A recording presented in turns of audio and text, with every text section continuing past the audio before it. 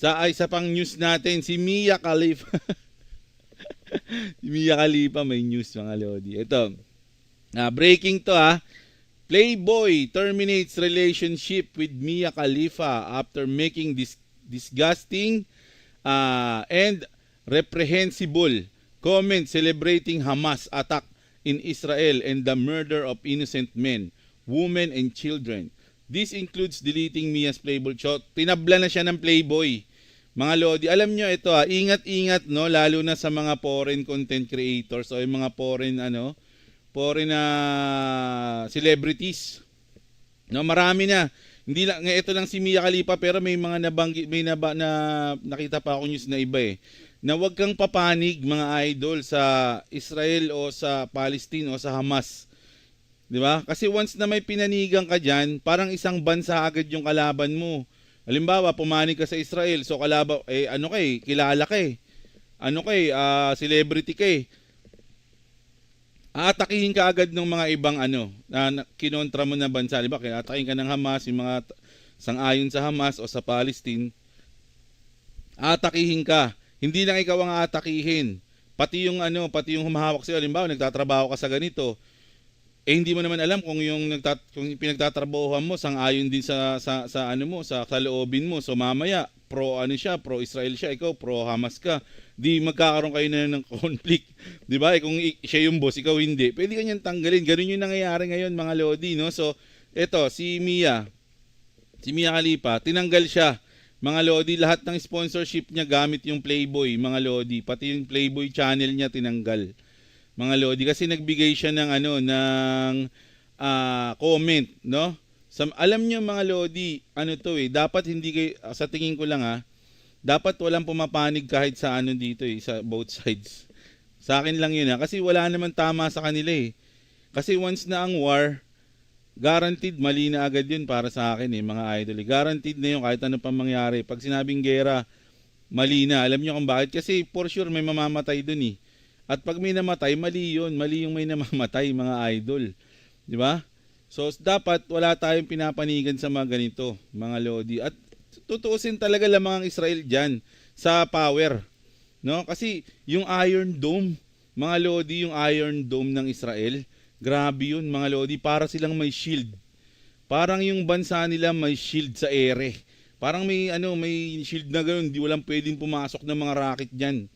Mga idol, ang kahinaan lang ng Iron Dome is mas mahal yung rocket na pinangsasalubong nila sa missile nung kunyari bumato ka ng ng 1 million pesos na halaga ng rocket papunta sa lugar ng Israel.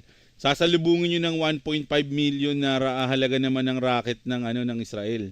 Mga lodi. So pag bulto yung binato ng ng Hamas, bulto rin yung ipangsasalo ng Israel, lugi sila sa budget. Kaya nga ang alam ko mga idol, ang bawat isang rocket, ang halaga ng rocket na pinangsasalo ng Iron Dome is $100 to $150,000. So mga nasa 10 million plus isa. Isipin niyo yun Isipin niyo yun ito mga idol Pakita ko lang sa inyo. Ayan yung Iron Dome. Nakikita niyo papunta pa lang yung rocket na papasabog na sa ere. 'Di ba? So ayan yan. Ayun yung shield ng Israel, mga idol, no? Bago pumunta dun sa lugar nila, napapasabog na agad sa ere. So sobrang lakas niyan, mga lodi. Nasa 98% mga lodi yung accuracy niyan.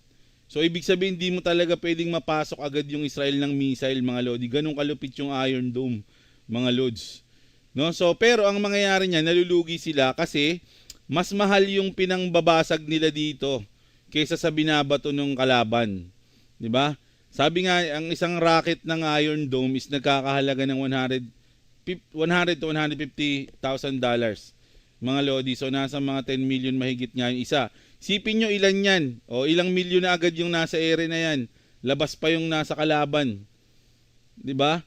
Kaya nga mga idol, ang may pera sa gera, kaya talagang cycle yan, mga lodi. Ito naisip ko to kahapon nung naliligo ako. Isipin nyo mga idol kung ikaw meron kang malakas na weapon, 'Di ba? Kunyari ako, bansa ako, malakas na marami akong weapon na pang-distraction. 'Di ba? Meron ako. Tapos hindi ko nagagamit kasi walang gera. Mga idol, walang gera eh. Ano to? May stock lang to. 'Di ba?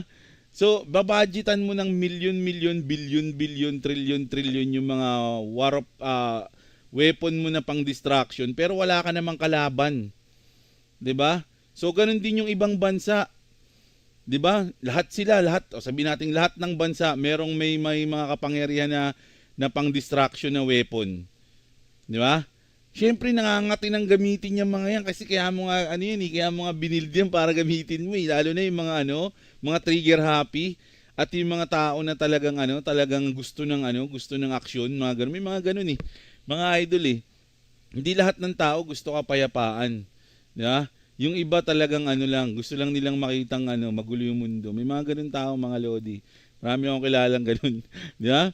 So, naghahanap lang yan ng butas. 'Di ba talagang yung war is laging nasa lang yan, nasa paligid lang natin dahil may mga taong ganoon at may mga ganitong weapon.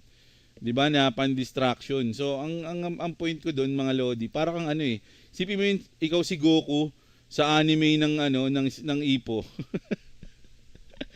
Ng Hajime Ippo. Parang hinihintay mo lang, wala ba tayong kalaban na malakas diyan? 'Di ba? Parang ganoon yung gusto ko ng laban, sayang yung kapangyarihan ko. So, ganun yung nangyayari sa mga bansa, mga idol. Dapat talaga ang gawin sa akin na global, dapat mawala na yung mga sandatang pang-distract talaga ng mundo. Mga idol, yung mga nuclear, yung mga that mawala na yun. Diba? Kasi kapag wala yun, mga idol, parang normal lang Kumbaga walang nagti-trigger sa iyo 'Di ba? Wala kang alam niyo yung mga yung mga lasenggo na may baril. 'Di ba? Yung kapag normal sila, hindi sila naglalabas ng baril. Pero kapag nakainom na, naaalala agad nila yung baril nila. Tapos nilalabas na, tatapang agad nila. Di ba? May baril, lasing siya, di ba? Nilalabas niya yung baril niya. So parang ganun din yung mga leader na ibang bansa pag pag nilalasing. Gurahin ko kayo dyan Gusto niyo ba yun? Ha? Ang kulit niyo So grabe. Grabe tong Iron Dome, mga idol, nakakabilib yung technology nito, mga lodi. Kaya yung kung iniisip ng mga Hamas at na mananalo sila dito ang layo ng pagitan ng pagdating sa technology, mga idol. Hindi mananalo yan. Israel pa rin magwawagi, kaya lang talagang merong mga tawag doon. May mga mamamatay, casualties. May mga ganun, idol, no. Talagang may mga casualties tayo diyan, mga lodi. Grabe, ano ba yun? May sasabihin pa ako, nakalimutan ko pa. Tsaka ito pa, naalala ko na. Alam nyo ba, mga idol, na yung Israel na lang ang natitirang Jews sa napapaligiran sila ng mga Muslim country.